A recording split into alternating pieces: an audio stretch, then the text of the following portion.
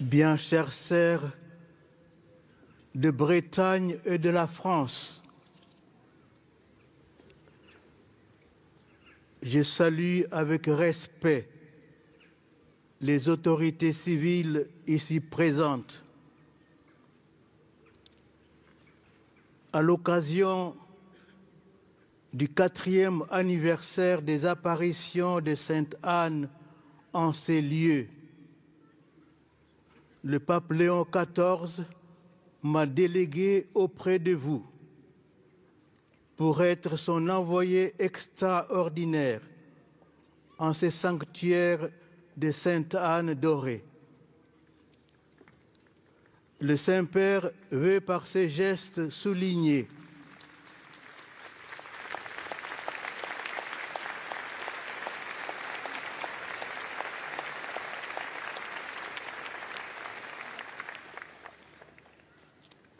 Le Saint-Père veut par ces gestes souligner l'importance qu'il accorde à votre pèlerinage. Je vous apporte donc à vous tous, pèlerins de Sainte-Anne, les salutations et la bénédiction de la part de notre pape bien-aimé Léon XIV.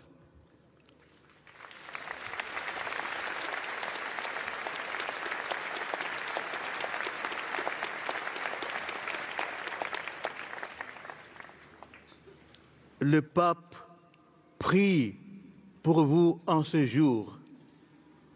Par son envoyé, il vous témoigne de son affection paternelle.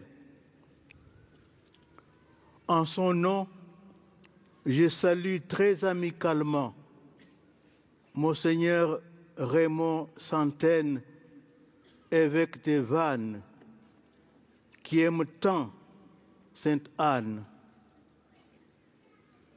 Je salue les autres évêques, les pères abbés et supérieurs des communautés ici présents, les prêtres venus de Bretagne et d'ailleurs, et vous, chers pèlerins de Sainte Anne, qui êtes venus en ces sanctuaires pour répondre à l'appel de Sainte Anne et surtout pour adorer Dieu.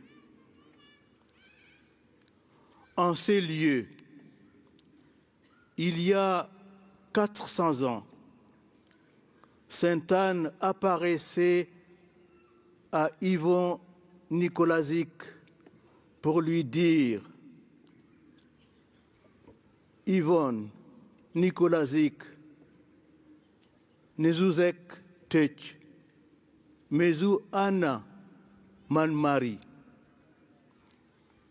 Yvon,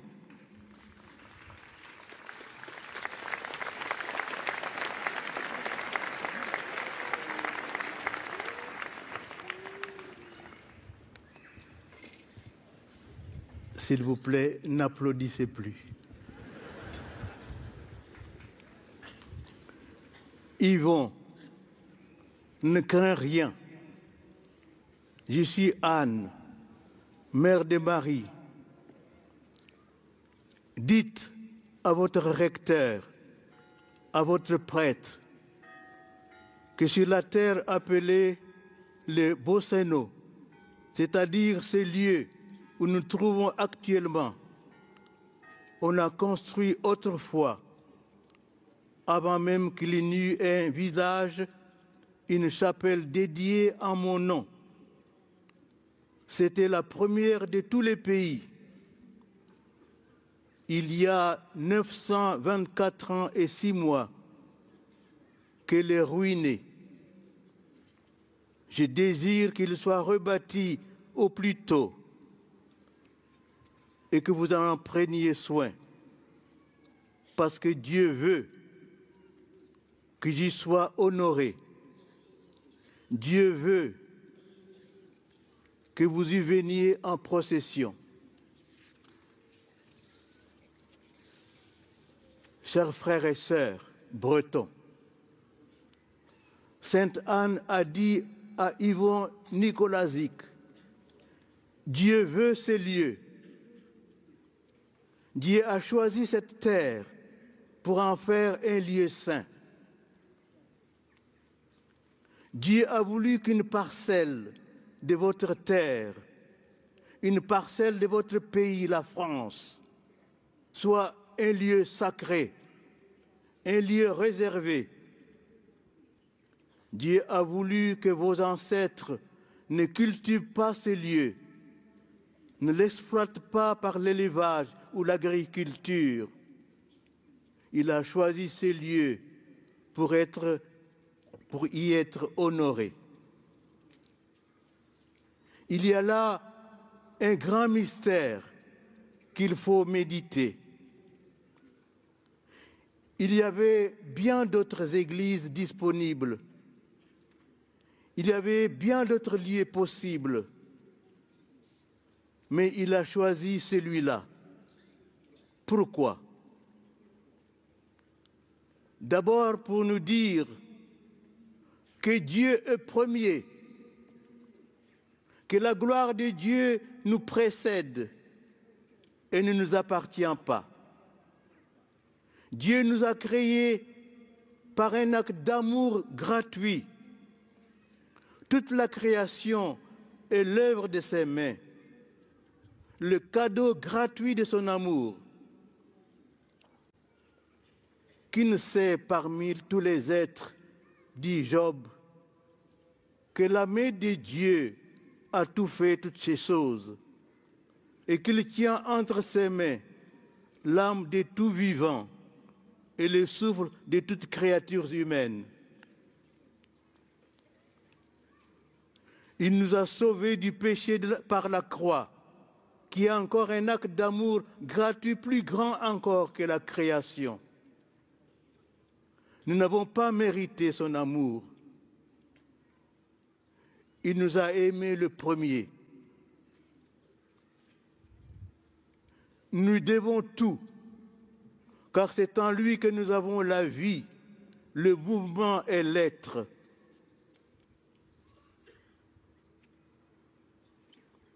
Pour nous qui sommes ses créatures et ses enfants, honorer Dieu, lui rendre gloire,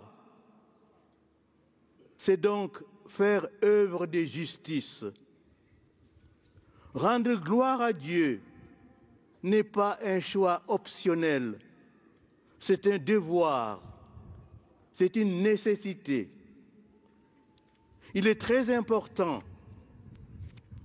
d'en reprendre conscience, surtout dans vos sociétés qui ont tendance à considérer Dieu comme mort, inutile, sans intérêt. Trop souvent, en Occident, on présente la religion comme une activité au service du bien-être de l'homme. La religion est assimilée à des actions humanitaires, à des actes de bienfaisance, d'accueil des migrants et des sans-abri, à la promotion de la fraternité universelle et à la paix dans le monde. La spiritualité serait une forme de développement personnel. Elle serait là pour apporter un peu de soulagement à l'homme moderne, tendu vers ses activités politiques et économiques habituelles.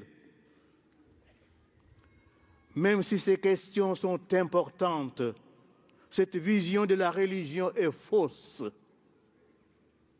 La religion n'est pas une question de nourriture ou d'action humanitaire. Dans le désert, c'est la première tentation que Jésus a rejetée. Pour racheter l'humanité, il faut vaincre la misère de la faim et toute la misère de la pauvreté. C'est ce que le diable propose au Seigneur. Mais Jésus répond, ce n'est pas la voie de la rédemption.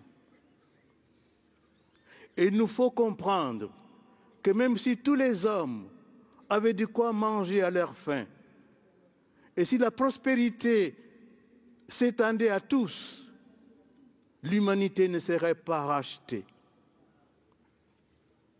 En effet, nous voyons comment, précisément dans les pays de l'aisance, de la richesse, de l'abondance, l'homme se détruit, s'autodétruit parce qu'il oublie Dieu et ne pense qu'à sa richesse et à son bien-être terrestre. Ce qui sauve le monde, c'est le pain de Dieu. Il faut nourrir l'homme du pain de Dieu. Et le pain de Dieu, c'est le Christ lui-même. Ce qui sauvera le monde, c'est l'homme qui se tient à genoux devant Dieu pour l'adorer et le servir. Dieu n'est pas à notre service. C'est nous qui sommes à son service. Nous avons été créés pour louer et adorer Dieu. C'est dans l'adoration de Dieu que nous découvrons notre véritable dignité, la raison ultime de notre existence. C'est à genoux devant Dieu pour l'adorer que l'homme découvre sa véritable grandeur et sa noblesse. Et si nous n'adorons pas Dieu, nous finirons par nous adorer nous-mêmes. Dieu a choisi ces lieux pour être adoré.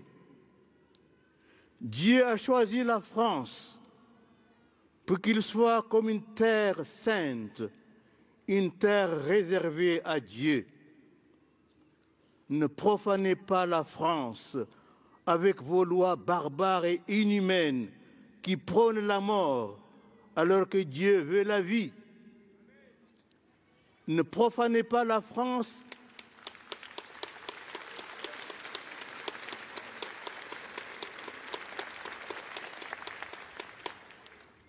car c'est une terre sainte, une terre réservée à Dieu.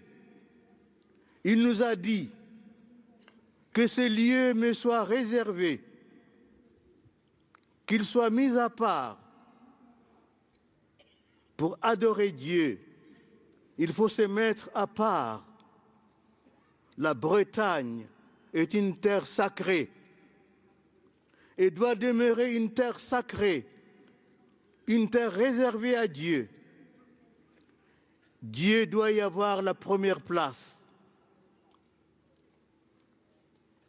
Et notre première activité est d'adorer, de glorifier Dieu. Adorer, glorifier, c'est l'expression la plus haute de notre gratitude envers Dieu et la réponse la plus belle de notre vie à l'amour exceptionnel qu'il nous porte. Pour adorer Dieu, il faut se mettre à part, dans le silence. N'inondez pas ces lieux de bruit, mais venez ici, dans le silence du cœur, pour écouter Dieu. C'est ce qu'on appelle entrer dans une attitude sacrée. Il y a des lieux sacrés, des lieux réservés à Dieu, choisis par Dieu. Ces lieux ne peuvent être profanés par d'autres activités que la prière, le silence et la liturgie. Nos églises ne sont pas des salles de spectacle. Nos églises ne sont pas des salles de concert ou pour des activités culturelles ou du divertissement. L'église, c'est la maison de Dieu. Elle lui est exclusivement réservée. Nous y entrons avec respect et vénération, correctement habillés, parce que nous tremblons devant la grandeur de Dieu. Nous ne tremblons pas de peur, mais de respect, de stupeur et d'admiration. Et je veux dire merci aux Bretons et aux Bretonnes qui savent porter les plus beaux vêtements traditionnels pour rendre gloire à la majesté divine.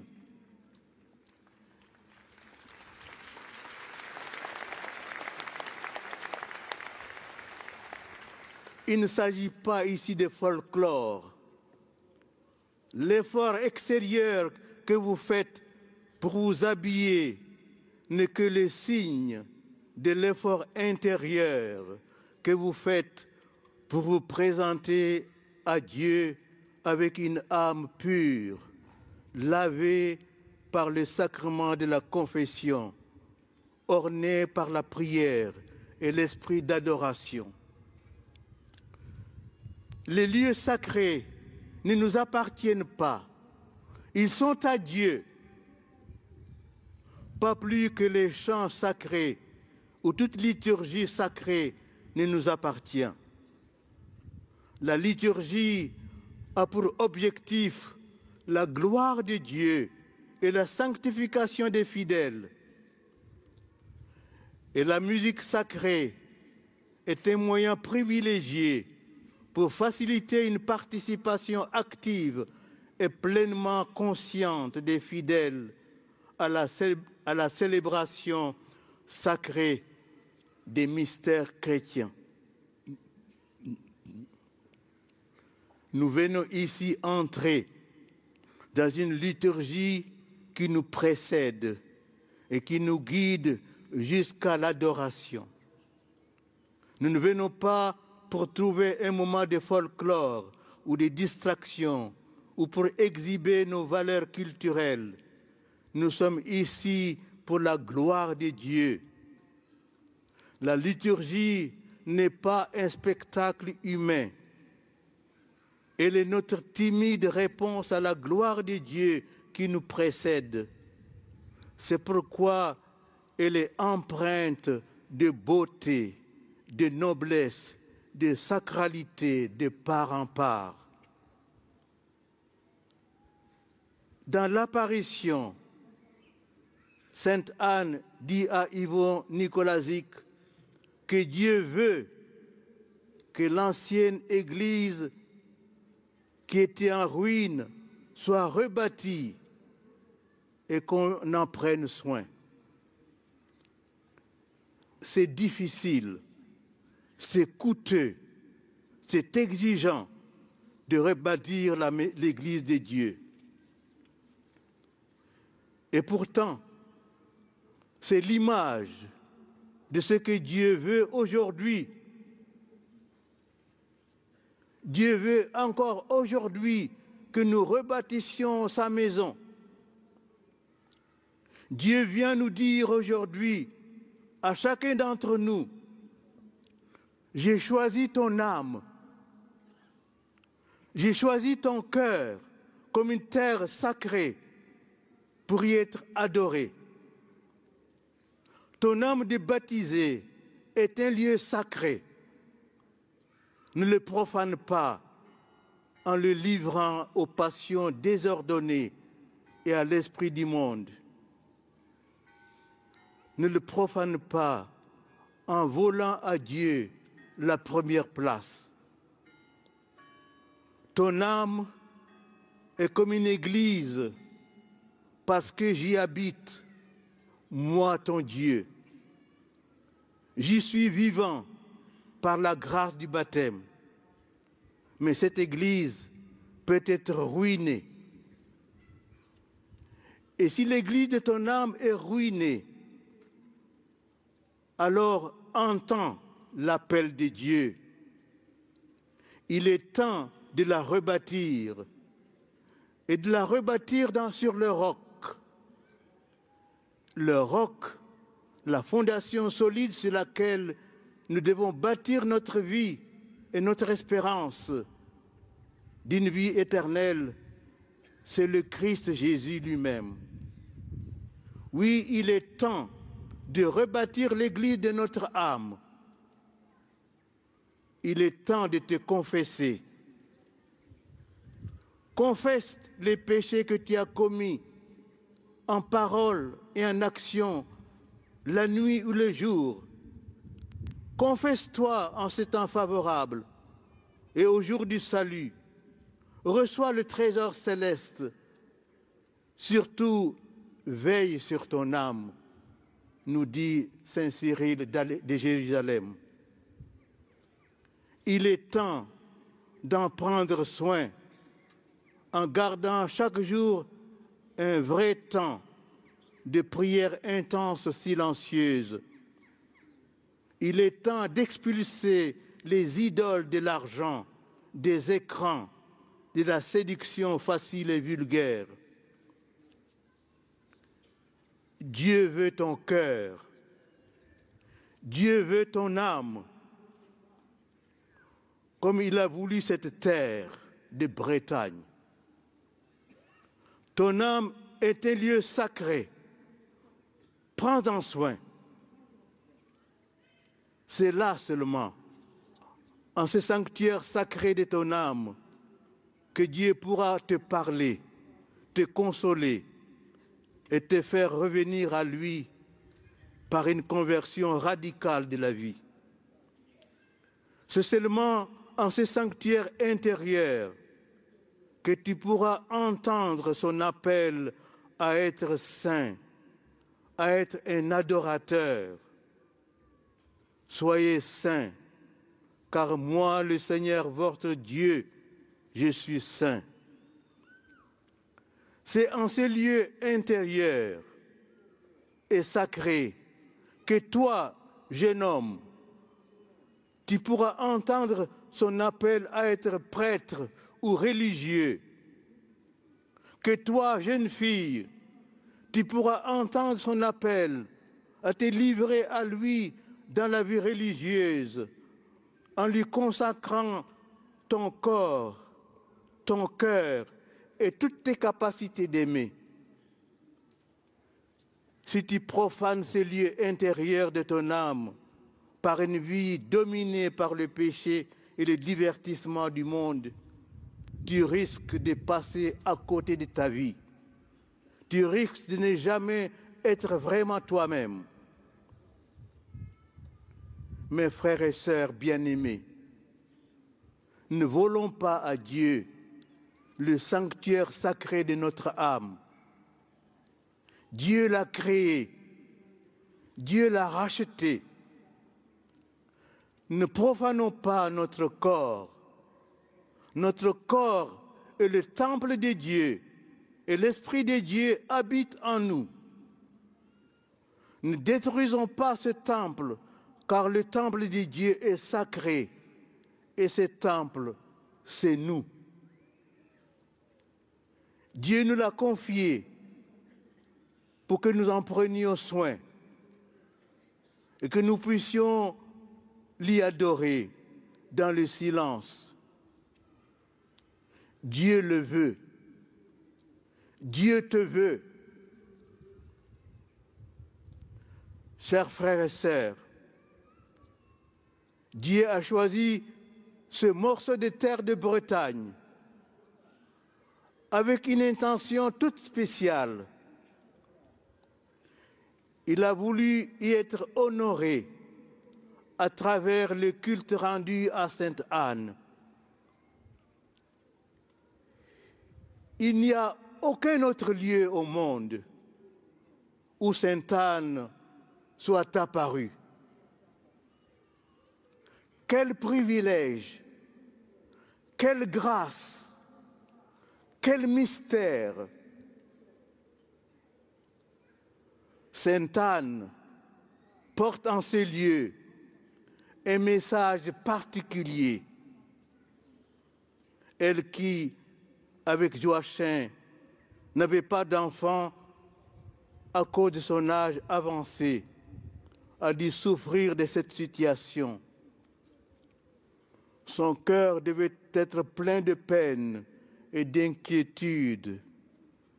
Quelle souffrance pour le cœur d'une femme qui aspire à devenir mère et qui voit son attente se prolonger. Combien Sainte Anne a dû s'interroger. Est-ce de ma faute? Pourquoi une telle épreuve?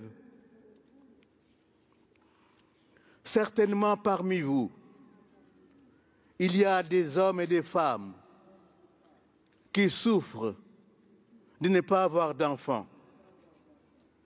Certainement parmi vous, il y a des parents dont le cœur, comme celui de Sainte Anne, est envahi par la souffrance, l'angoisse et l'inquiétude pour des enfants malades, pour des enfants qui ont abandonné la foi et qui semblent s'éloigner de Dieu, pour leur famille ou leur patrie qui semble en danger.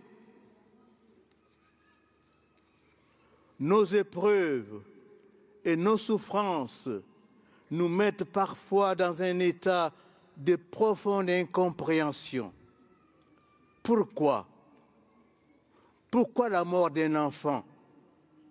Pourquoi la souffrance des innocents? Pourquoi la guerre? Pourquoi la trahison? Pourquoi, Seigneur? Nous nous sentons parfois abandonnés par lui. Apparemment, Dieu n'est plus là.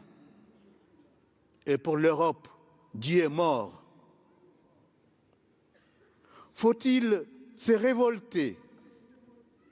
Faut-il croire que Dieu nous est devenu indifférent?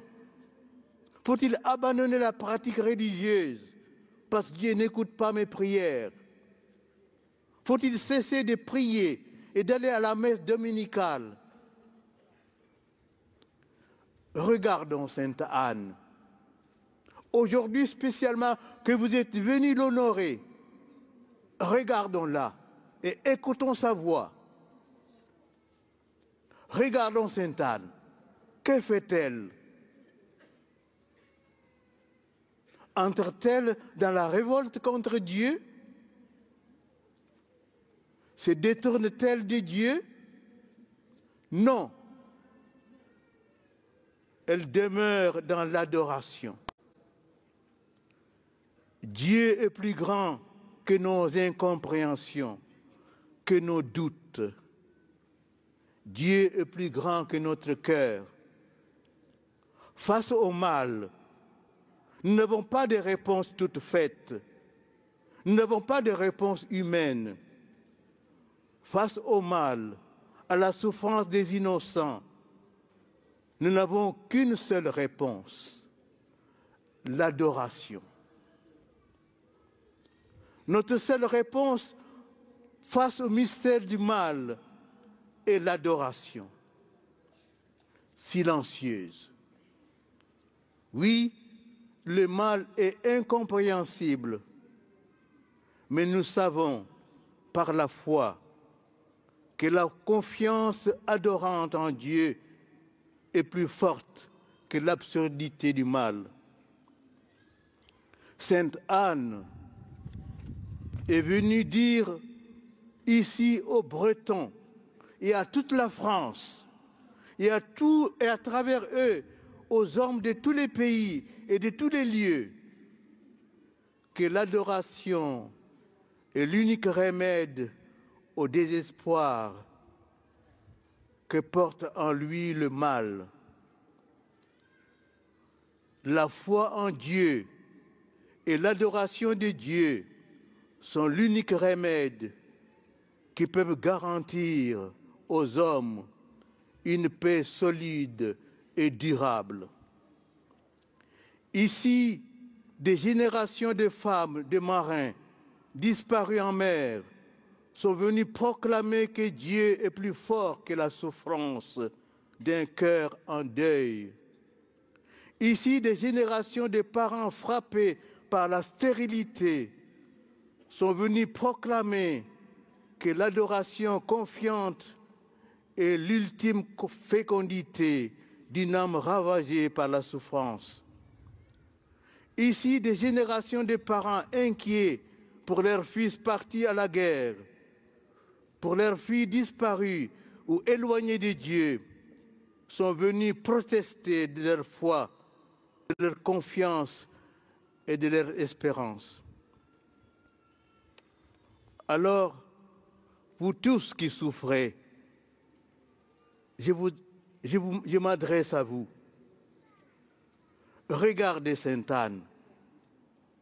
Vous tous qui désespérez pour vos enfants, vos parents, votre patrie, regardez Sainte Anne.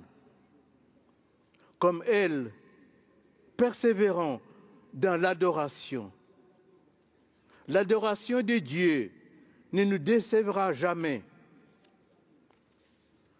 L'adoration patiente et silencieuse de Sainte Anne a permis que naisse Marie, la mère du Sauveur, la plus belle, la plus pure, la plus sainte de toutes les créatures. Vous tous, dont le cœur porte souffrance et peine, votre espérance dans la confiance en Dieu, alors que la nuit se fait ténèbres, votre adoration portera du fruit en espérance. L'adoration persévérante et acharnée déchire les ténèbres, elle apporte la lumière de l'espérance. Et vous, chers prêtres, vous êtes peu nombreux, vous êtes engagés dans différentes paroisses, vous êtes agités à gauche, à droite. Je vous supplie, consacrez beaucoup de temps à l'adoration devant le très saint sacrement. L'adoration persévérante, je le répète, déchire les ténèbres. Elle apporte la lumière de l'espérance. L'adoration confiante perce la chape, le plomb du mal. Elle renverse le poids du désespoir. Elle est ce cri d'amour et de foi qui seul demeure fécond au cœur de la nuit du mal. Aucune laideur ne peut épuiser la beauté d'un cœur qui adore. Aucune violence ne peut en tarir la force invincible. Mes frères et sœurs, il est une grâce qui ne sera jamais enlevée. C'est la capacité d'adorer Dieu et d'aimer Dieu de tout notre cœur, de toute notre âme et de toutes nos forces. Et nous sommes venus ici pour apprendre avec Sainte Anne à adorer Dieu, à aimer Dieu de tout notre cœur, de toute notre âme et de toutes nos forces. Alors que tout parfois semble sombre, alors qu'il est humainement trop tard, nous pourrons toujours dire, avec notre bien-aimé le pape Léon XIV, le mal ne l'emportera pas, le mal ne prévaudra pas. Dieu, notre Dieu, est infiniment bon, infiniment beau, infiniment grand. Qu'aujourd'hui, avec Sainte Anne, en ces lieux bénis et choisis par Dieu, que s'élève en chacun de nos cœurs ce cri d'amour. Venez, adorons le Seigneur. Venez, adorons-le. Prosternez-nous devant lui. Plions nos genoux devant l'Éternel, notre Créateur, car il est notre Dieu. Amen.